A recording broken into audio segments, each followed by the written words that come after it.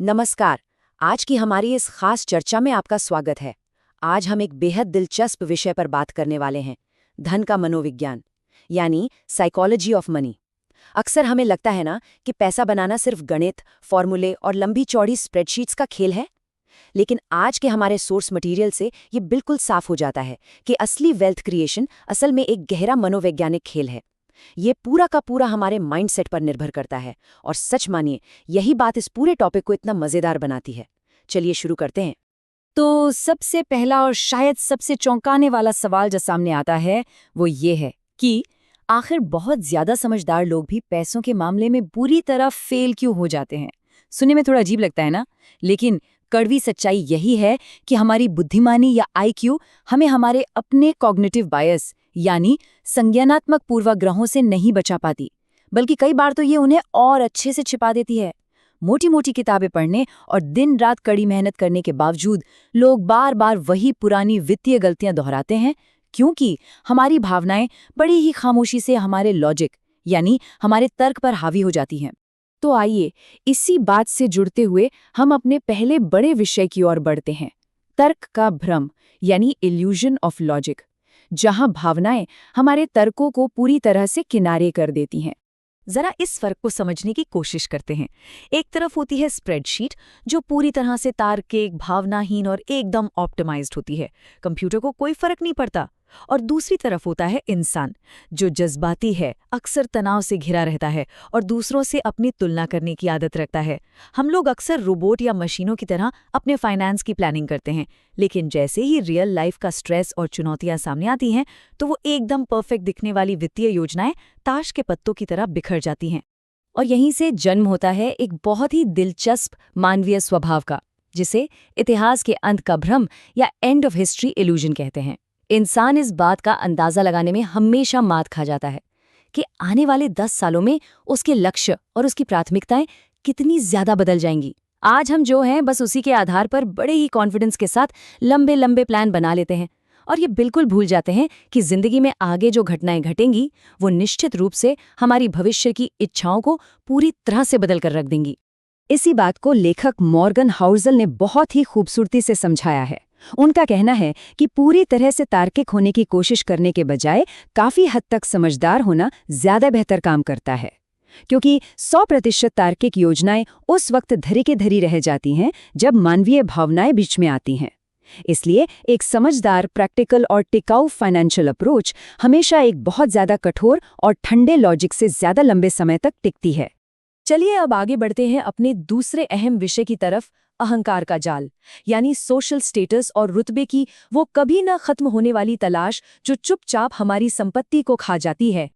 हर वक्त और ज्यादा पाने की चाहत कितनी खतरनाक हो सकती है, इसका सबसे बेहतरीन और ताज़ा उदाहरण है सैम बैंकमैन-फ्राइड का मामला। 2021 में इस इंसान के पास 20 अरब डॉलर की संपत्ति थी और पूरा मीडिया इनके गुणगान गा रहा था। दुनिया सच में इनके कदमों में थी, लेकिन समस्या क्या थी? उनके पास पर्याप्त या इनफ की कोई सीमा नहीं थी। इसी अंधे रुतबे के पीछे भागने का नतीजा ये हुआ कि 2022 आते आते पूरा का पूरा साम्राज्य ढह गया और आज वो जेल की सलाखों के पीछे हैं। ये साफ दिखाता है कि अंतहीन लालच और तुलना का अंजाम क्या होता है। यहीं पर एक बहुत ही मजेदार कॉन्सेप्ट सामने आता है, जिसे कार में बैठे व्यक्ति का विरोधाभास या man in the car paradox कहते हैं। होता क्या है कि लोग दूसरों से तारीफ पाने के लिए महंगी महंगी गाड़ियां या चीजें खरीदते हैं, लेकिन वो ये नहीं समझ पाते कि सड़क पर जब कोई उस शानदार गाड़ी को देखता है तो वो उस गाड़ी के मालिक की तारीफ नहीं कर रहा होता, वो तो उस गाड़ी के स्टीयरिंग व्हील पर खुद की कल्पना कर रहा होता है। सच तो ये है कि महंगे सामान खरीदकर दूसरों को इम्प्रेस करने की कोशिश करना एक बहुत ही कमजोर और बेकार रणनीति है। असल में अमीर दिखने और सच में अमीर होने के बीच जमीन आसमान का फर्क है। अमीर दिखना बहुत शोर शराबे वाला काम है, बड़ी बड़ी महंगी कारें, दिखावा और उसे मेंटेन करने का भारी मेंटल प्रेशर। लेकिन इसके ठीक उलट, जो इंसान वास्तव में अमीर है उसकी वेल्थ बहुत शांत होती है। वो अदृश्य संपत्तियां हैं, वो पैसा है जो अभी तक खर्च नहीं किया गया है, और सबसे बड़ी बात, वो मन की शांति और आज़ादी है। जो असली संपत्ति होती है ना, वो अक्सर आंखों से दिखाई नहीं देती। अगर इस पूरी बात को एक लाइन में समेटना हो तो हम कह सकते हैं कि हमारी बचत यानी सेविंग्स कुछ और नहीं बल्कि हमारे अहंकार और हमारी आय के बीच का फासला है। संपत्ति बनाने का मतलब सिर्फ अपनी कमाई बढ़ाना नहीं है, बल्कि दुनिया को प्रभावित करने की अपनी उस जरूरत को कम करना है।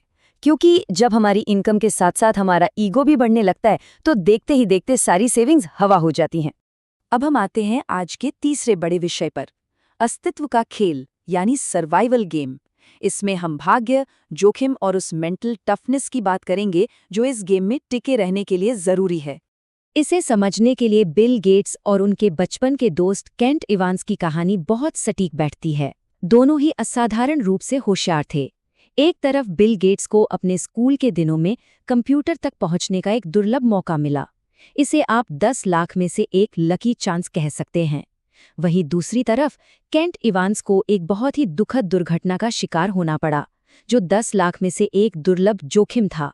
यह कहानी हमें याद दिलाती है कि हमारे फाइनेंशियल नतीजे सिर्फ हमारी मेहनत से तय नहीं होते, बल्कि इसमें कंट्रोल न हो सकने वाले भाग्य और अनदेखे जोखिम का भी बहुत बड़ा हाथ होता है। तो फिर इस जोखिम से कैसे निपटा जाए?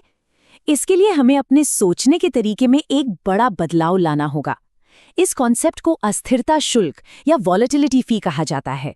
जब मार्केट गिरता है और रातों की नींद उड़ जाती है तो उसे किसी जुर्माने या सजा के तौर पर देखना बंद करना होगा। इसके बजाय इसे लंबे समय में मिलने वाले मुनाफे की एंट्री फीस या टिकट मानना चाहिए। बिना दर्द सहे मार्केट से पैसा नहीं बनता, ये वो कीमत है जो बाजार हमसे मांगता ही है। अगर हम शेयर बाजार के ऐतिहासिक डेटा को देखें तो 1 साल के रिटर्न में लगभग 68% बार सकारात्मक यानी पॉजिटिव रिटर्न मिले हैं और 32% बार नकारात्मक या सपाट रिटर्न रहे हैं। तो असली आशावाद या ऑप्टिमिज्म ये नहीं है कि हम आंख मूंद कर भरोसा कर लें कि सब अच्छा ही होगा। असली आशावाद ये मान लेना है कि लंबे सफर में छोटे मोटे झटके आना तो तय हैं और असली सफलता उन झटकों को सहन करने का धैर्य रखने में है। एक और बहुत अहम बात, पैसा कमाने और पैसे को बचाए रखने में दिन और रात का फर्क है। अमीर बनने के लिए इंसान को बड़े जोखिम उठाने पड़ते हैं, गजब का साहस दिखाना पड़ता है और एक अलग ही लेवल का आशावाद चाहिए होता है। लेकिन अमीर बने रहने के लिए इसके लिए पूरी तरह से गियर बदलना पड़ता है। वहां चाहिए सावधानी, विनम्रता और हर हाल में टिके रहने की जिद। एक का मकसद है गेम जीतना और दूसरे का मकसद है गेम से बाहर होने से खुद को बचाना। अब हम अपने चौथे और अंतिम विषय की ओर बढ़ते हैं, समय और सच्ची संपत्ति। यहाँ हम फाइनेंस की उस सबसे बड़ी ताकत को समझेंगे जिसे अक्सर लोग नजरअंदाज कर देते हैं। 156 अरब डॉलर। जरा इस नंबर के बारे में सोचिए। ये वॉरेन बफे की उस भारी भरकम संपत्ति का वो हिस्सा है जो उनके 65वें जन्मदिन के बाद उनके पास आया। जी हाँ, 65 साल की उम्र के बाद। ये बिल्कुल दिमाग घुमा देने वाला सच है जो कंपाउंडिंग के जादू को बड़े ही शानदार तरीके से साबित करता है। फाइनेंस की दुनिया में सबसे शक्तिशाली ताकत कोई टैलेंट या स्किल नहीं है, बल्कि वो ताकत है समय। और ये कंपाउंडिंग काम कैसे करती है? ये चलती है टेल इवेंट्स के दम पर। 1980 के बाद से मार्केट का जितना भी शुद्ध लाभ या नेट गेन रहा है वो सिर्फ 7% कंपनियों ने दिया है। खुद वॉरेन बफे ने अपनी अधिकांश संपत्ति केवल 10 बड़े स्टॉक से बनाई है। इसका सीधा सा मतलब ये है कि कामयाब होने के लिए आपको हर बार सही होने की जरूरत नहीं है। बस आपको इस खेल में इतनी देर तक टिके रहना है कि जब वो 1 या 2 बड़ी विस्फोटक जीतें आएं तो आप उसका हिस्सा बन सकें। एक बड़ी जीत दर्जनों छोटी मोटी गलतियों को कवर कर लेती है। इन सब बातों का निचोड़ क्या है? वेल्थ का सबसे ऊंचा रूप या सबसे अल्टीमेट लेवल ये कहने की आज़ादी है कि मैं आज सुबह उठकर जो चाहूं वो कर सकता हूं। पैसे से मिलने वाला सबसे बड़ा रिटर्न कोई महंगी घड़ी या लग्जरी कार नहीं है, बल्कि अपने खुद के समय पर पूरा कंट्रोल होना है। अपनी जिंदगी को अपनी शर्तों पर जीने की जो आज़ादी मिलती है ना, असल मायनों में वही सच्ची संपत्ति है। तो आज के इस एनालिसिस को ख़त्म करते हुए हम एक बहुत ही गहरा सवाल छोड़कर जा रहे हैं। क्या हम लोग अपना खुद का वित्तीय खेल खेल रहे हैं या जाने अनजाने में किसी और का गेम खेल रहे हैं? इंटरनेट पर देखकर दूसरों की नकल करना अपने पैसे डुबाने का सबसे तेज रास्ता है। असली सफलता इस बात में है कि हम अपने खुद के गोल्स को पहचानें, क्योंकि याद रखिए, धन का ये खेल स्प्रेडशीट पर नहीं बल्कि हमारे और आपके दिमाग में जीता जाता है। आज की इस चर्चा में हमारे साथ जुड़ने के लिए बहुत बहुत शुक्रिया।